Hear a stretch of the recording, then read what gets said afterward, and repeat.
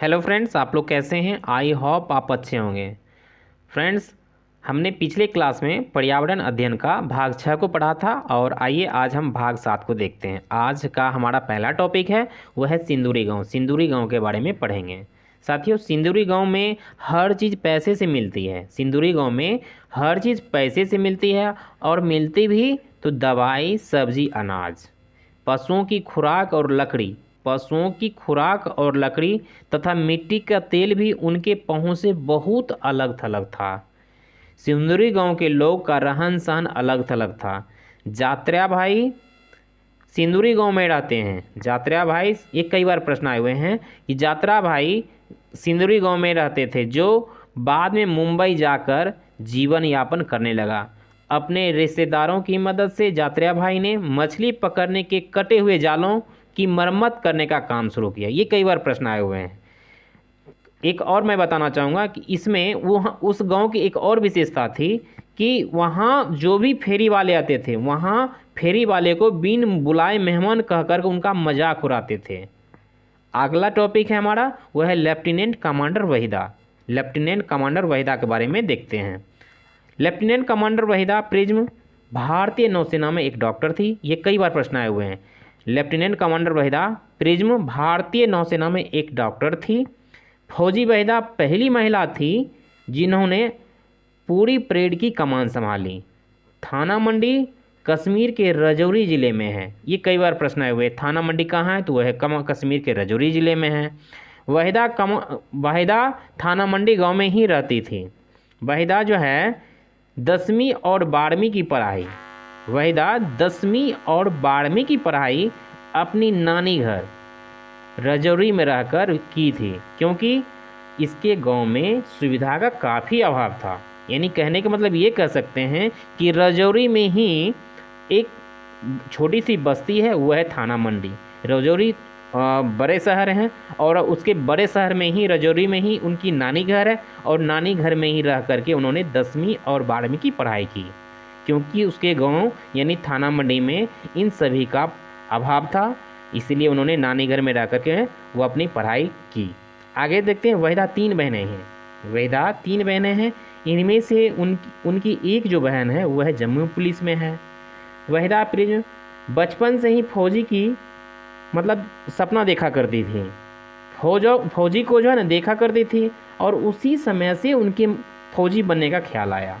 Waheeda prism school के समय से ही पहाड़ों पर चढ़ा करती थी, स्कूल के ही समय से, तथा कैंपों में जाया करती थी और गर्ल्स गाइड का भी काम करती थी। आगे देखते हैं कि नौसेना के हर जहाज़ पर फर्स्ट एड दी जाती थी। ये कई बार प्रश्न बने हैं। नौसेना के हर जहाज़ पर फर्स्ट एड दी जाती थी। जहाज़ पर एक डॉक्टर और 2-3 सहायक होते थे। ज़रूरी दवाइयाँ और कुछ मशीनें भी होती थी और ये सब एक छोटे से कमरे में होती थी। आगे देखते हैं। परेड में पीछे 4 टुकड़ियाँ होती थी। ये कई बार प्रश्न बने हैं। परेड में 4 टुकड़ियाँ होती है। परेड में 36 निर्देश होते हैं। ये भी कई बार प्रश्न आए हुए हैं कि परेड में 4 टुकड़ियाँ होती है और 36 निर्देश होते हैं। निर्देश इतने ज़ोर से होते हैं कि सबसे पीछे वाली टुकड़ी के लोग सुन पाए। इसके साथ देखने वाले तक आवाज़ पहुँचे जो मैदान के दूसरी तरफ बैठते हैं। 36 बार निर्देश देने के क्रम में यदि बीच में एक बार भी भूल हो जाए तो पूरी परेड गड़बड़ा जाती थी तथा फिर पुनः शुरुआत करना पड़ता था। यानी कहने का मतलब अगर निर्देश में कोई भी थोड़ी सी भी मिस्टेक हो गई तो वो परेड का जो जितना भी सिस्टम था वो गड़बड़ा जाती थी और पुनः फिर से उसको दोहराना पड़ता था। इतनी कड़ी थी वो 36 निर्देश का पालन करना। आगे देखते हैं। प्रिज्म एक प्रकार का कांच है। ये जो प्रिज्म जो है, इनका जो नाम पड़ा है प्रिज्म के बारे में जानते हैं कि प्रिज्म जो है एक प्रकार कांच है जिसमें 7 रंग दिखाई पड़ता है।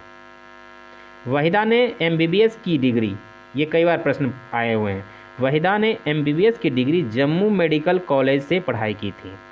वहीदा प्रिज्म को प्रिज्म की उपाधि उनके पिता ने दिया। ये भी कई बार प्रश्न आए हुए हैं, इसको आपको ध्यान में रखना है और ध्यान से इसको माइंड में रखते हुए इस बात को ख्याल रखना है। आगे हम देखते हैं, अगला टॉपिक हमारा है भास्कर भाई। भास्कर भाई की बाड़ी। भास्कर भाई की बाड़ी। भास्कर भाई की बाड़ी देहरी गांव में है। भास्कर भाई की बाड़ी देहरी गांव में है। इस बाड़ी में नारियल के बहुत सारे पेड़ लगे होते हैं तथा बाड़ी के अंदर पूरे जमीन पर सूखे पत्ते, खरपतवार तथा जंगली घास भूसा भरे हुए हैं। बीच बीच में रंग बिरंगे पत्ते वाले पौधे लगे हुए हैं।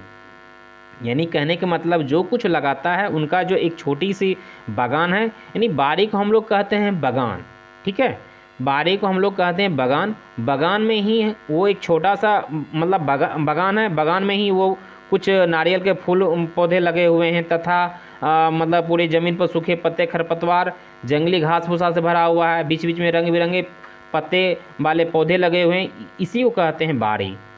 क्योंकि उनकी मतलब भास्कर भाई की बाड़ी की यही विशेषता है। आगे देखते हैं कि उनके बाड़ी की और क्या विशेषता है। आप वीडियो पर कंटिन्यू रहिए। भास्कर भाई अपने ज़मीन में फैक्ट्री से बने खाद का उपयोग नहीं करते थे। वे अपने ज़मीन की उपजाऊ बनाने के लिए जड़ों, पत्तों, शाखाओं आदि के सरने या केचुए से बना खाद्य का प्रयोग करते हैं। ये सबसे बड़ी विशेषता है। उन्हें कभी भी कोई भी चीज़ अगर बाड़ी में उपजाना है तो उन्होंने कभी भी उपजाने के लिए वो कोई भी खाद्य पदार्थ का कभी भी खाद का उपयोग नहीं किया। वो हमेशा घरेलू उपचार के माध्यम से उन्होंने देखा कि जड़ों, पत्तों, शाखाओं आदि के सड़ने के बाद जो उससे खाद उत्पन्न होगा, जो खाद बनेगा, उसी के माध्यम से वो मतलब जो है ना वो ये बाड़ी को पालन करते थे और सेवा करते थे और केचुओं से बना खाद का भी प्रयोग करते थे। आगे देखते हैं, कबड्डी के बारे में देखते हैं। कबड्डी अगला टॉपिक है हमारा कबड्डी। कबड्डी खेल को चेडुडू, चेगुडू, हुतुतु, हाडुडू, छू कितकित ये सभी कबड्डी खेल के अन्य नाम हैं। कबड्डी खेल के साथियों बहुत सारे नाम हैं, वो हमारा है, वो आपको मैं बता दूं कि चेगुडू, हातुतु, छू कितकित ये सभी कबड्डी खेल के अन्य नाम हैं। कबड्डी खेल मानसिक तथा शारीरिक खेल हैं। कबड्डी खेल से बच्चों का ध्यान इस ओर खींचें कि खेल की तरह जीवन में भी नियम बनाएं ताकि सभी काम सही ढंग से हो सके। हमारे आसपास की खेलों की तरह मतभेद और झगड़े भी होते हैं। खेलों की तरह ही इन्हें भी फिर से सुलझा लेनी चाहिए। कई बार बच्चों की खेलों में लिंग, जाति, वर्ण के आधार पर भेदभाव दिखाई पड़ते हैं, पर इस पर बच्चे में संवेदनशीलता से चर्चा करें। क्योंकि खेल में हमने देखा है कि बच्चों खेल में झगड़ा भी कर लेते हैं, लेकिन उसको इस तरह से सुलझाना चाहिए क्योंकि हमारे जीवन में, दैनिक जीवन में जो भी हमने देखा है उससे रिलेक्ट करना चाहिए, उससे जोड़ना चाहिए। क्योंकि कभी भी सबको एक ही जगह रहना है, इसलिए कभी भी झगड़ा नहीं होना चाहिए, उससे हमें सीख मिलनी चाहिए। ये चीज़ हमें आशा रखनी चाहिए बच्चों से। आगे हमारा टॉपिक है वो है जीवाश्म ईंधन। जीवाश्म ईंधन, कोयला ये एक ठोस पदार्थ है। कोयला जो है एक ठोस पदार्थ है। तेल के बारे में देखते हैं। तेल एक द्रव्य है। भारत में तेल पश्चिमी तट पर तथा राजस्थान, गुजरात एवं असम की डिगबोई क्षेत्रों में पाया जाता है। ये कई बार प्रश्न आए हुए हैं कि तेल जो है असम की डिगबोई क्षेत्रों में पाया जाता है। आइए अगला टॉपिक को देखते हैं, वो है दिवस। ये कई बार प्रश्न आते हैं और इस दिवस को थोड़ा ज़्यादा इस पर फोकस करना है कि विश्व संरक्षण दिवस वो 3 मार्च को मनाया जाता है। विश्व जल दिवस 22 मार्च को मनाया जाता है। पृथ्वी दिवस 22 अप्रैल को मनाया जाता है। विश्व पर्यावरण दिवस 5 जून को मनाया जाता है। विश्व पर्यावरण संरक्षण दिवस 26 नवंबर को मनाया जाता है। विश्व प्रकृति दिवस 3 अक्टूबर को मनाया जाता है। इसको आपको ध्यान में आपको नोट कर लेना है, 2 बार 3 बार इसको ध्यान से देख लेना, तभी आपको याद होगा, नहीं तो बंधु आप लोग भूल जाएंगे। यानी इसको मैं आपको फिर से दोहरा दूं कि विश्व संरक्षण दिवस है वो 3 मार्च को है। विश्व संरक्षण दिवस 3 मार्च को और जल दिवस 22 मार्च को, पृथ्वी दिवस 22 अप्रैल को। यानी 3 को 3 करके आपको याद करना है कि संरक्षण दिवस 3 मार्च को और जल दिवस 22 मार्च को। 22 मार्च जैसे समाप्त हुआ उसके बाद 22 अप्रैल को आ गया पृथ्वी दिवस। फिर पृथ्वी दिवस के बाद विश्व पर्यावरण दिवस 5 जून को। 5 जून ये तो आपको याद होगा ही कि विश्व पर्यावरण दिवस 5 जून के मनाया जाता है। और पर्यावरण संरक्षण दिवस की चर्चा करें तो वो 26 नवंबर हो गया। और प्रकृति दिवस की बात करें तो वो है 3 अक्टूबर। आइए हम अगले टॉपिक की ओर बढ़ते हैं, वो है बीमारी के बारे में हम लोग जानेंगे। टाइफाइड जीवाणु के कारण होता है, टाइफाइड जीवाणु के कारण होता है। और हेपेटाइटिस ए जो है बंधुओं वो होता है वायरस के कारण। मलेरिया प्रोटोजोआ मच्छर के कारण होता है। आइए हम अगले टॉपिक की ओर बढ़ते हैं, वो है नृत्य। ये कई बार प्रश्न आए हुए हैं और नृत्य के बारे में आपको विशेष करके ध्यान से इसको देखना है और सुनना है। घूमर साथियों, घूमर जो नृत्य मनाया जाता है वो होता है राजस्थान में, भांगड़ा पंजाब में, लावनी महाराष्ट्र में, बिहू असम में, कथकली केरल, गढ़वा गुजरात, गढ़वाली उत्तराखंड, भरतनाट्यम तमिलनाडु। ये इससे कई बार प्रश्न बने हैं, इसलिए कि आपको हम ये कहना चाहूँगा कि आप इस नृत्य को 2 बार 3 बार इसको फिर से रिवीजन कर लेना, ताकि आपके ध्यान में, आपके चिंतन कौशल में आपका समा जाए। आगे देखते हैं वो है पौधे का भोजन। पौधे के भोजन के बारे में हम लोग देखते हैं कि पौधे के भोजन कैसे होता है। पौधे से भोजन का भंडार जड़ के द्वारा होता है। पौधे से भोजन का भंडार जड़ के द्वारा होता है और पौधे सूर्य का प्रकाश और वायुमंडल से कार्बन डाइऑक्साइड लेकर जड़ से पानी लेकर अपना भोजन तैयार करता है।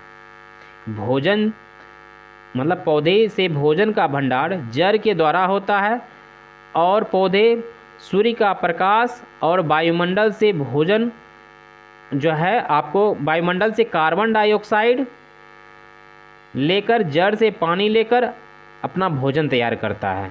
आइए हम देखते हैं सजीव जगत को जो है 2 भागों में बांटा गया है। सजीव जगत को 2 भागों में बांटा गया है। वो पहला है जंतु जगत और दूसरा है वनस्पति जगत। अब देखते हैं कि जंतु जगत के अंदर में कौन कौन आता है।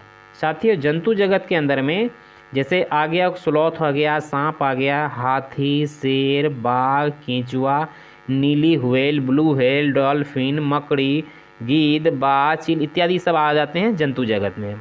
बाकी वनस्पति जगत की बात करें तो वो है रेगिस्तानी ओक है, घटपर्णी है, खेजरी है, लाइकेन है, पीपर, बरगद, यूकेलिप्टस। यानी कहने का मतलब जितनी भी पेड़ पौधे हैं वो सब वनस्पति जगत हैं। और जंतु जगत की बात करें तो जितने भी जानवर हैं वो आपका हो गए जंतु जगत में। जितने भी जानवर हो गए, पक्षी हुए, जिसकी कहने का मतलब वो जो चल फिर सकते हैं वो जंतु जगत है। जो एक ही जगह स्थिर हैं और मतलब वो हो गया आपको वनस्पति जगत। आइए हम अगले टॉपिक की ओर बढ़ते हैं, वो है वेलक्रो। ये कई बार प्रश्न बने हैं, इस पॉइंट को आपको ध्यान से देखना है। वेलक्रो से कई बार प्रश्न बने हैं। वेलक्रो सन 1948 में जॉर्ज मेस्ट्रल ने वेलक्रो को बनाया। जॉर्ज मेस्ट्रल एक वैज्ञानिक थे जिन्होंने 1948 में वेलक्रो को बनाया। और वेलक्रो होता क्या है उसके बारे में जानते हैं। वेलक्रो जूते चप्पल की दोनों सतहों पर चिपके वाला एक पट्टा होता है। आप देखे होंगे कि आपके चप्पलों में, जूतों में आप देखे होंगे कि वेलक्रो चिपका हुआ रहता है, काला जैसा होता है या कोई भी कलर का हो। लेकिन जैसे आप चाहते हैं तो आप बंद करने के लिए सटा देते हैं, फिर खोलना चाहते हैं तो उसको जैसे खोलते हैं चरचर की आवाज़ आती है, वही है वेलक्रो। आपको इसका आप कई बार घर में भी उपयोग किए होंगे और आपके जूते चप्पल में भी आप देखे होंगे, आपके जूते चप्पल में भी लगे हुए रहते हैं।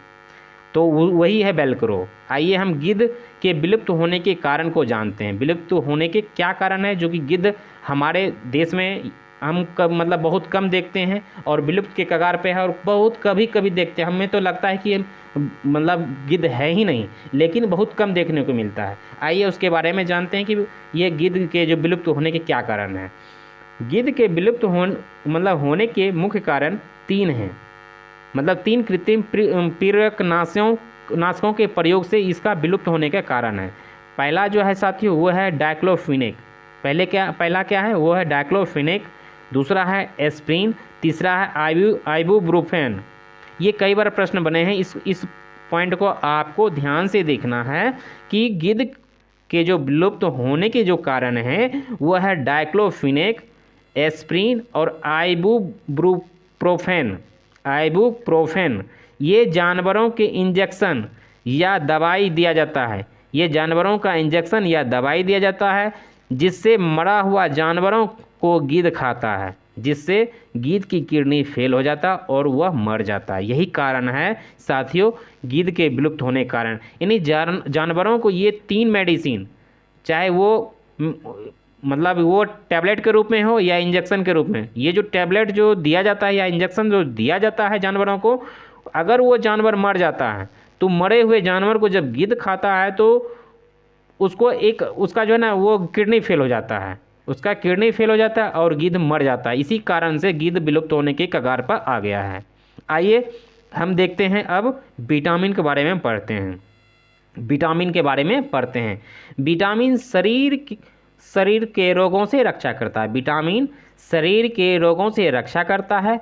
इससे आँख, दांत, मसूड़ों और अस्थियां मजबूत होती है। Vitamin A, B, C, D, E and K होते हैं। Vitamin A, B, C, D, E and K होते हैं। विटामिन A जो है त्वचा और आँख के लिए सहायक होता है, यानी कहने का मतलब ये कह सकते हैं साथियों वह है विटामिन A से त्वचा और आँखों के लिए सहायता प्रदान होता है। और विटामिन C से रोगों से लड़ने में सहायता मिलती है। विटामिन डी अस्थियों और दांतों को स्वस्थ रखने, अस्थियां का मतलब हड्डी, अस्थियां का मतलब होता है हड्डी और दांतों को स्वस्थ रखने के लिए विटामिन डी से हमें मिलती है। आइए हम खनिज लवण के बारे में देखते हैं। खनिज लवण शरीर के उचित विकास और अच्छे स्वास्थ्य के लिए खनिज लवण आवश्यक है। शरीर के उचित विकास और अच्छे स्वास्थ्य के लिए खनिज लवण आवश्यक है। इसकी आवश्यकता अल्प यानी थोड़ी मात्रा में होती है। सबसे अधिक खनिज लवण कच्चा नारियल का पानी में होता है। इस बात को ध्यान में रखना, और कई बार प्रश्न बने हैं कि सबसे अधिक जो है खनिज लवण जो होता है वह है कच्चा नारियल के पानी में। खनिज लवण को अकार्बनिक यौगिक कहा जाता है। खनिज लवण को अकार्बनिक यौगिक कहा जाता है। आइए आगे देखते हैं।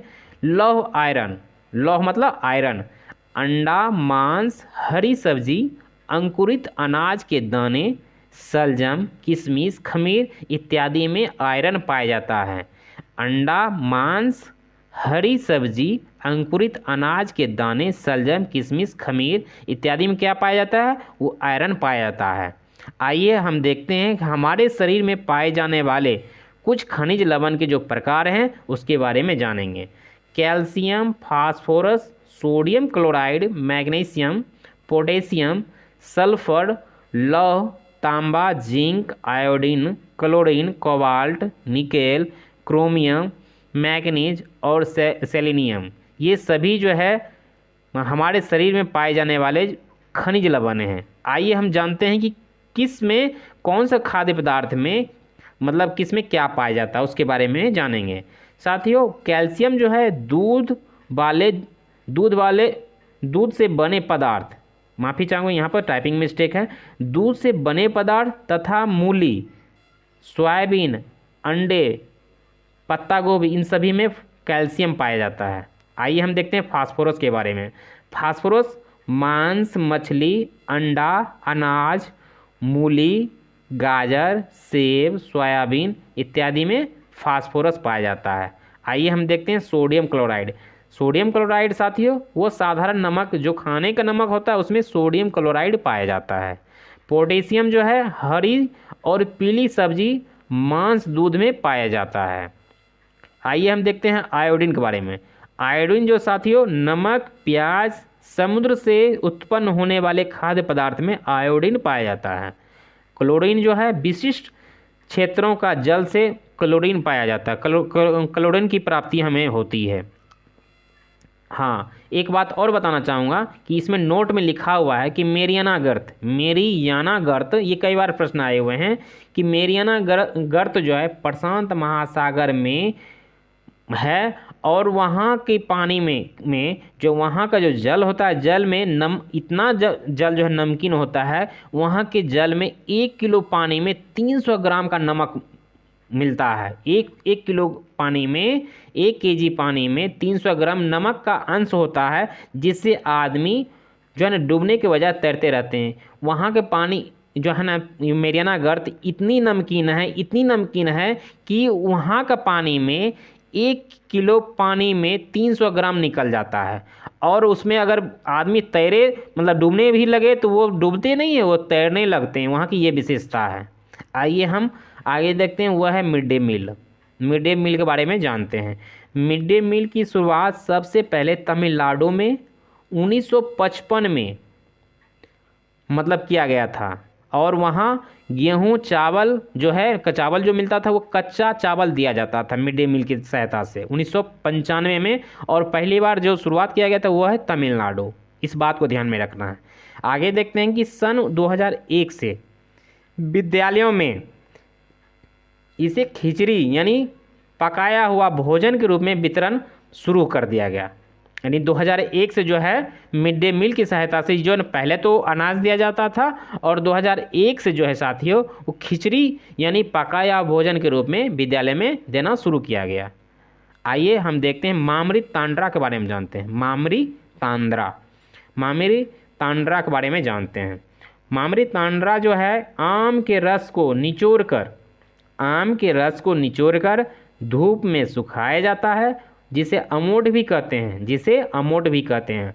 आम पापड़ या मामरी तांड्रा को बनाने में 4 सप्ताह का समय लगता है। यानी कहने का मतलब ये कह सकते हैं, अगर आपको मामरी तांड्रा बनाने का होगा तो आम के रस को निचोड़ कर आपको निकाल लेना है, उसको धूप में सुखाना है, जिसको हम लोग जब मतलब 4 सप्ताह तक धूप में सुखाना है। अगर सूख जाएगा तो उसी को हम लोग अमोट भी कहते हैं, उसी को हम लोग मामरी तांड्रा भी कहते हैं। शायद आप समझ गए होंगे।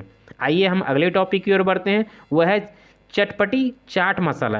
आपको नाम सुन के ही काफ़ी हमारे बंधुओं को जी मुंह में पानी आ गया होगा। तो आज हम पढ़ेंगे चटपटी चाट मसाला के बारे में, कैसे बनाया जाता है उसके बारे में जानेंगे। चटपटी चाट मसाला बंधु आलू को उबालकर छीलकर छोटे छोटे टुकड़े में काट दिया जाता है। भुंजा जीरा, काला नमक, गरम मसाला, धनिया, स्वाद अनुसार नमक, लाल मिर्च पाउडर, आमचूर या नींबू डाला जाता है तथा आलू को अच्छी तरह मिलाया जाता है। इस पर कटा हुआ धनिया को डाला जाता है। चाट बनकर तैयार हो जाता है। बस इतना ही चटपटी मसाला का बनाने का तरीका है, शायद आप जान गए होंगे। आइए हम गरम मसाला के बारे में जानते हैं। साथियों गरम मसाला जो होता है वो कई मसालों का मतलब पिसा हुआ पाउडर होता है, जैसे जीरा हो गया, छोटी बड़ी इलायची हो गया, लौंग हो गया, दालचीनी हो गया, तेज़पत्ता आदि का मिश्रण को गरम मसाला हम लोग कहते हैं।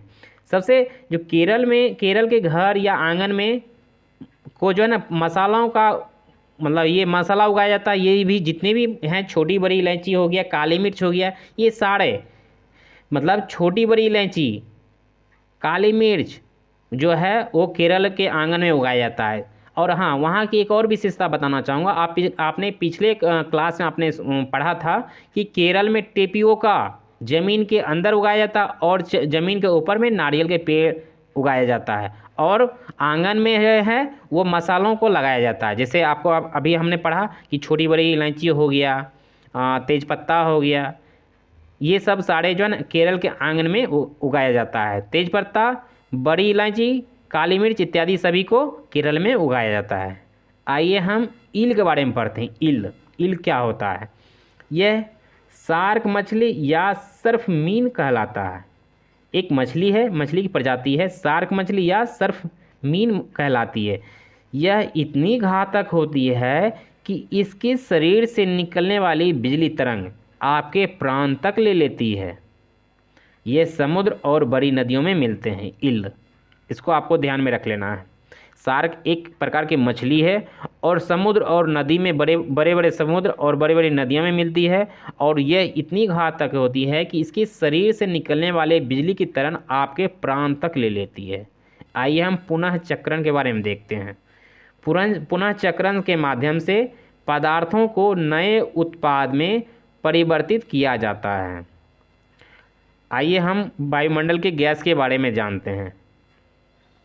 वायुमंडल में गैसों की मात्रा नाइट्रोजन जो है 78.08% है, और ऑक्सीजन की बात करें तो 20.95% है। कहीं कहीं आप पाएंगे 21%। तो अगर ऑप्शन में 21% होगा, 20.95 नहीं होगा, तो आप 21% को आप टिक आउट करना है।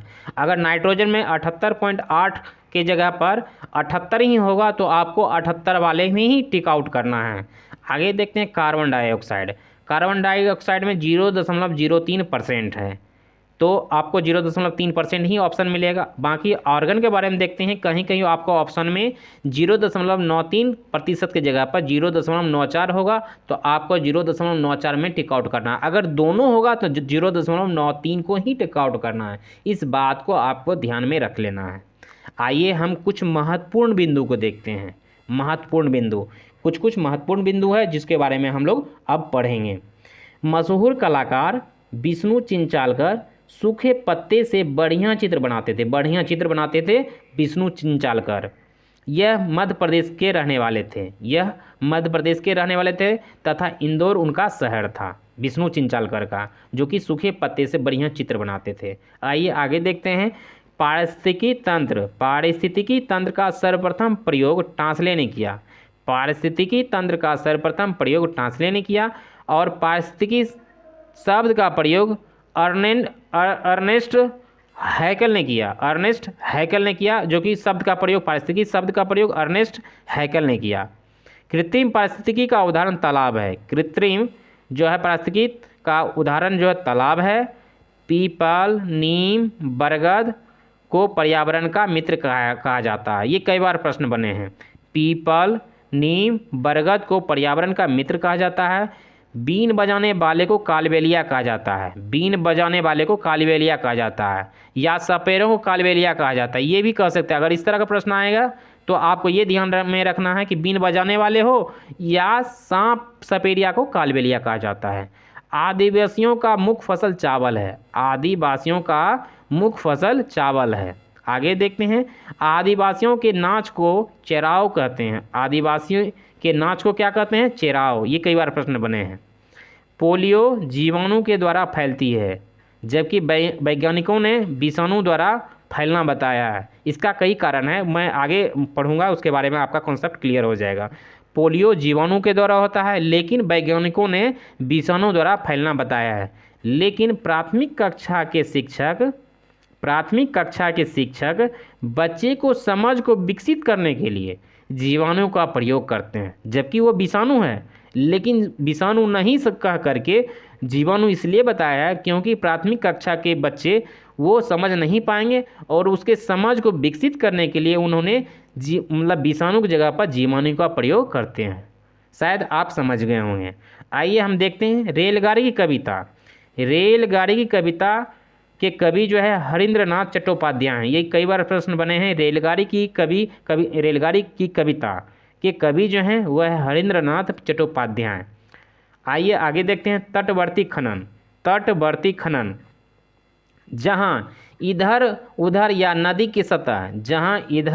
नदी की सतह से निकाला गया तेल को तटवर्ती खनन कहते हैं। जैसे राजस्थान, कहने का मतलब कि नदी के सतह से निकाला गया तेल जो है वो कहलाता है तटवर्ती, जैसे राजस्थान हो गया।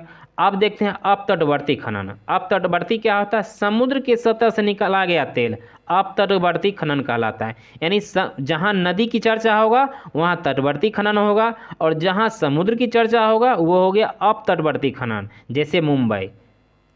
आइए अब आगे देखते हैं, गुलाब जल के बारे में देखते हैं। गुलाब जल का प्रयोग जो है साथियों वो कहाँ कहाँ प्रयोग होता है उसके बारे में देखते हैं। गुलाब जल का प्रयोग मिठाई बनाने में, दवाई बनाने में एवं लस्सी बनाने में किया जाता है। गुलाब जल का प्रयोग मिठाई बनाने में, दवाई बनाने में तथा लस्सी बनाने में किया जाता है। आइए आगे देखते हैं, कठोर जल को मृदु जल बनाने के लिए पहले उबाला जाता है, फिर उसमें चूना पत्थर मिलाया जाता है, तब जाके कठोर जल को मृदु जल बना सकते हैं। आगे देखते हैं, कवक को खाद्य श्रृंखला की अपघटक की श्रेणी में रखा गया। कवक को खाद्य श्रृंखला की अपघटक की श्रेणी में रखा गया है। कुछ मसालों जैसे ऑल्पस और मिर्च वनस्पति हैं। कुछ मसालों, ये अब बाद में है साथियों, कुछ मसालों जैसे ऑल्पस और मिर्च वनस्पतियां हैं। जिस ज़मीन में 1 टीन बीज बोया जाता है उसे 1 टीन ज़मीन कहते हैं। यानी इसको ये कह सकते हैं, आप 1 टीन बीज को अगर जिस ज़मीन पर आप छिड़क दिए तो वो कहलाएगा आपका 1 टीन ज़मीन। 1 टीन बीज को 1 टीन ज़मीन कह सकते हैं। साबूदाना बीज नहीं है, कई बार प्रश्न आए हुए हैं, इसको आपको ध्यान में रख लेना है कि साबूदाना बीज नहीं है। पर्यावरण अध्ययन को इकोलॉजी कहा जाता है या पारिस्थितिकी तंत्र कहा जाता है, ये कई बार प्रश्न बचे हैं। इकोलॉजी एक अंग्रेजी शब्द है जो कि हिंदी शब्द होता है पारिस्थितिकी तंत्र। पर्यावरण अध्ययन को इकोलॉजी या पारिस्थितिकी तंत्र कहते हैं। झारखंड की आदिवासी जनजाति कुरुक भाषा में जंगल को तोरांग कहते हैं। झारखंड की आदिवासी जनजाति कुरुक भाषा में जंगल को तोरांग कहते हैं। भारत के उत्तर पूर्वी क्षेत्रों में स्थानीय खेती करने का रिवाज है। भारत के उत्तर पूर्वी क्षेत्रों में स्थानीय खेती करने का रिवाज है। पश्चिमी घाट तथा पूर्वी घाट की मिलन स्थल को नीलगिरी की पहाड़ी कहते हैं। पश्चिमी घाट तथा पूर्वी घाट की मिलन स्थल को नीलगिरी की पहाड़ी कहते हैं। भनाते कौवे को कहते हैं, कई बार प्रश्न बने हैं। भनाते जो है कौवे को कहते हैं जो फुदफुदी जैसे पक्षी को खाता है। ततैया का दूसरा नाम है वर्र। चींटी, दीमक जो कॉलोनी यानी बस्तियों में एक साथ रहते हैं। स्टापू, अस्टा, चंगा, पे, ये सब खेल के नाम हैं, ये भी कई बार प्रश्न आए हुए हैं। मस्क चमड़े की बनी थैली जिसे हम पानी पीते हैं। मस्क जो होता है जो कि चमड़ी की थैली से बना होता है और उसी से हम लोग पानी पीते हैं।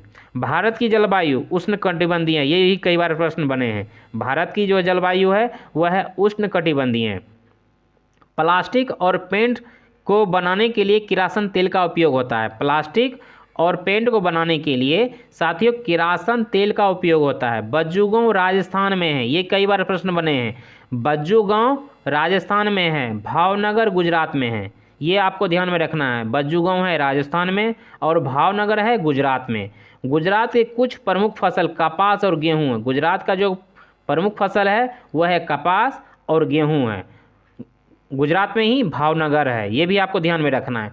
गुजरात का प्रमुख भोजन जो है ढोकला है, चटनी, नींबू वाले चावल और मिठाई, ये 4 चीज़ें गुजरात का प्रमुख भोजन है। ढोकला, चटनी, नींबू वाले चावल और मिठाई, ये 4 हैं, इसको आपको ध्यान में रखना है। ढोकला, चटनी, नींबू वाले चावल और मिठाई। आगे देखते हैं, वर्तमान में बिहार में सिल्क का केंद्र भागलपुर में है। सिल्क का केंद्र जो है भागलपुर में है जो कि बिहार में है। हजारीबाग से सिल्क बिहार के गया और बंगाल के बर्धमान जिला में भेजा जाता है। देवास मध्य प्रदेश में है। हाँ, एक बात और बताना चाहूँगा, देवास मध्य प्रदेश में है और मध्य प्रदेश के देवास में ही रुपये की छपाई होती है। देवास मध्य प्रदेश में है और रुपये की जो छपाई होता है वो देवास में ही होता है जो कि मध्य प्रदेश में है। वर्धा शहर नागपुर में है। नेपोलियन बोनापार्ट जो है 3 घंटे सोते थे। नेपोलियन बोनापार्ट 3 घंटे सोते थे। डेंगू को हड्डी तोड़ बुखार भी कहते हैं। प्रिज्म एक प्रकार का कांच है जिसमें 7 रंग दिखाई पड़ता है। प्रिज्म एक प्रकार का कांच है जिसमें 7 रंग दिखाई पड़ता है, ये कई बार प्रश्न बने हैं। अबू धाबी में केवल खजूर पेड़ ही उगते हैं। आगे है अप्पू जो है हाथी का नाम है, ये भी कई बार प्रश्न आए हुए हैं। अप्पू हाथी का नाम है और नंदू हथनी के बच्चे का नाम है। नंदू हथनी के बच्चे का नाम है और अप्पू हाथी का नाम है। साथियों वीडियो को हम यहीं एंड करते हैं। हाँ, एक बात और बताना चाहूँगा कि ये तो टोटल 7 अध्याय था पर्यावरण अध्ययन का, और हमें आशा है कि पर्यावरण अध्ययन से जो 15 नंबर का जो कंटेंट होता है, उस कंटेंट से जितने अगर 7 अध्याय जो 7 पार्ट हमने जो वीडियो के माध्यम से आप लोगों तक पहुंचाया, इस वीडियो को आप 2 बार 3 बार सुन लेंगे। अगर आप 2 बार 3 बार वीडियो को सुन लेते हैं तो शायद आप इसका जो है 15 नंबर का क्वेश्चन आता है, 15 में 15 नंबर आपका निश्चित तौर पर आएगा। आप इस वीडियो को 2 बार 3 बार इसको सुन लेंगे। अगर हो सके जो जो आपको लगता है भूल रहे हैं तो उसको कॉपी में आपको नोट कर लेना है ताकि आप भूल ना पाए। तो साथियों इसको 2 बार 3 बार आपको देख लेना है और सुन लेना है। जो आपको भूलने का होगा, जो लगता है कि हम भूल जाएंगे, तो उसको कॉपी में लिख लेना है। आशा है कि जो 15 नंबर का जो कंटेंट है इससे कोई भी बाहर नहीं आएगा, इतना तो आप जान लीजिए। बाकी टोटल परीक्षा पर्यावरण अध्ययन का में 30 अंक का होता है, जिसमें 15 नंबर जो होता है वो कंटेंट का होता है, जो कि हमने 7 पार्ट में आप लोगों के बीच लाया और आपको पढ़ाया भी, और आप अच्छे तरह से समझ गए होंगे। और 15 नंबर जो होता है वो होता है पेडागोजी का, जो कि आगे हम लोग देखेंगे। साथियों इस वीडियो को हम यहीं तक रखते हैं और यहीं तक रखते हैं। जय हिंद, जय भारत, वंदे मातरम।